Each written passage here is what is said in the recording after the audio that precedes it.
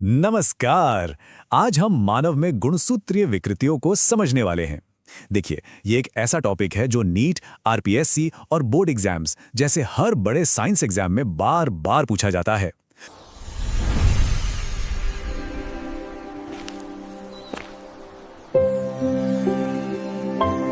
तो चलिए इसे एकदम आसान बनाते हैं। तो कहानी शुरू करते हैं हमारे जीवन के ब्लूप्रिंट से, यानी गुणसूत्र, जिसे हम क्रोमोसोम भी कहते हैं।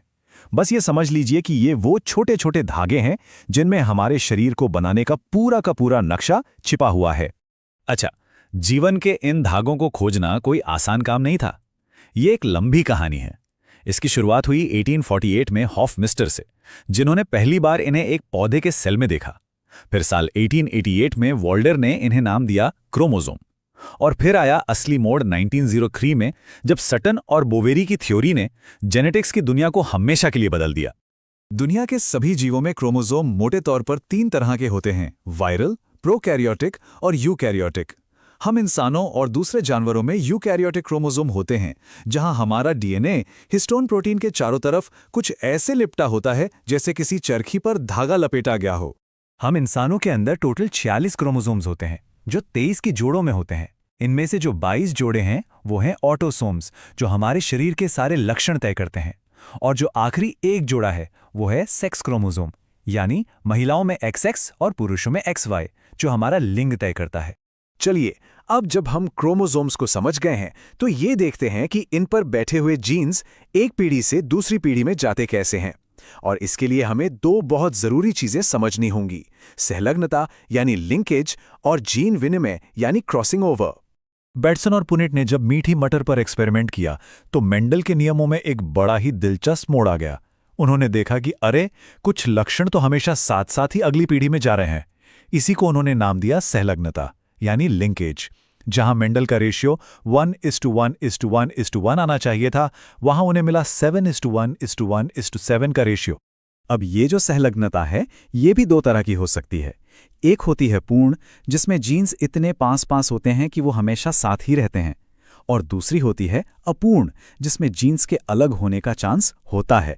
और ये चांस इस बात पर डिपेंड करता है कि वो एक दूसरे से कितनी दूरी पर हैं। जीन्स का ये अलग होना ये होता है एक कमाल की प्रक्रिया से, जिसे कहते हैं जीन विनिमय या क्रॉसिंग ओवर। ये नए जेनेटिक कॉम्बिनेशन बनाने और दुनिया में विविधता लाने का प्रकृति का अपना तरीका है। आप इसे नेचर का रीमिक्स फीचर भी कह सकते हैं। ये पूरी प्रक्रिया पैकाइटिन स्टेज में होती है।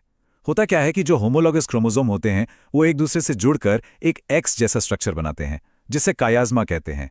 और बस यहीं पर वो अपने हिस्सों की अदला बदली कर लेते हैं, जिससे एकदम नए जीन कॉम्बिनेशन तैयार हो जाते हैं। तो जीन विनिमय से तो वैरायटी आती है, लेकिन सोचिए क्या होगा अगर इन जीन्स में ही कोई गड़बड़ी हो।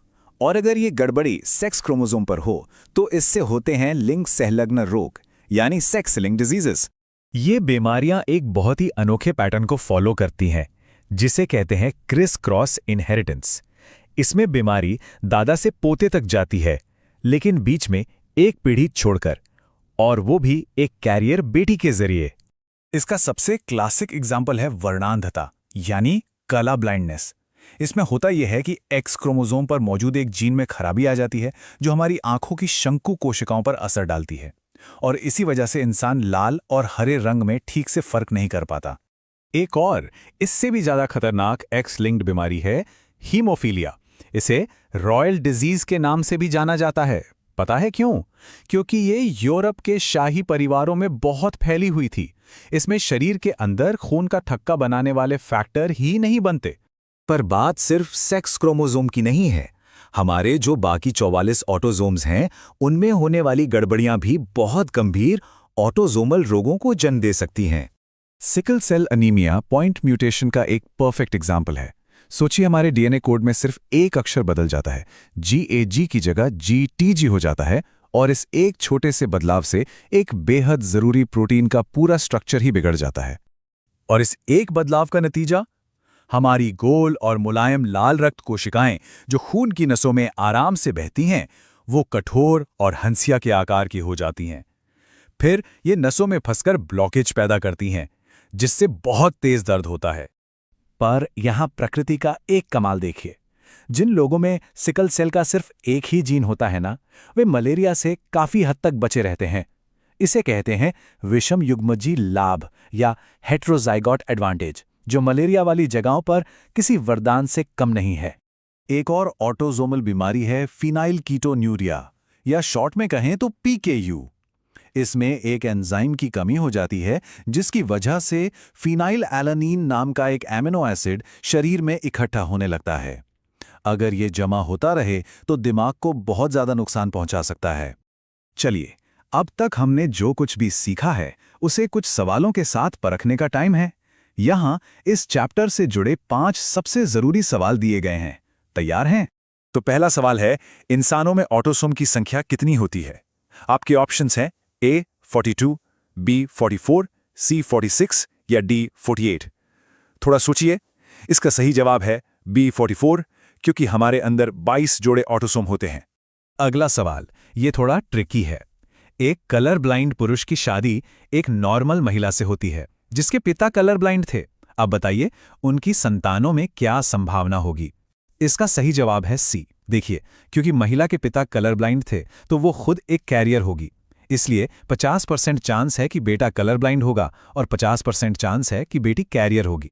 सवाल नंबर 3, हीमोफीलिया किस तरह की बीमारी का उदाहरण है? इसका सही जवाब है D, x linked recessive disorder, क्योंकि इसका जो जीन है वो एक्स क्रोमोसोम पर मौजूद होता है। चौथा सवाल, इनमें से कौन सी बीमारी एक पॉइंट म्यूटेशन की वजह से होती है? याद कीजिए, हमने अभी बात की थी। बिल्कुल सही, यह है sickle cell anaemia, option C. इसमें GAG से GTG का सिर्फ एक न्यूक्लियोटाइड का बदलाव ही पूरी बीमारी की जड़ है। और ये रहा आज का आखिरी सवाल, उस प्रक्रिया को क्या कहते हैं जिसमें एक ही क्रोमोसोम पर मौजूद जीन्स एक साथ अगली पीढ़ी में जाते हैं? इसे कहते हैं सहलग्नता, यानी कि लिंकेज। तो हमारा सही जवाब है बी। ये एक ही क्रोमोसोम पर मौजूद जीन्स की एक साथ रहने की एक टेंडेंसी है।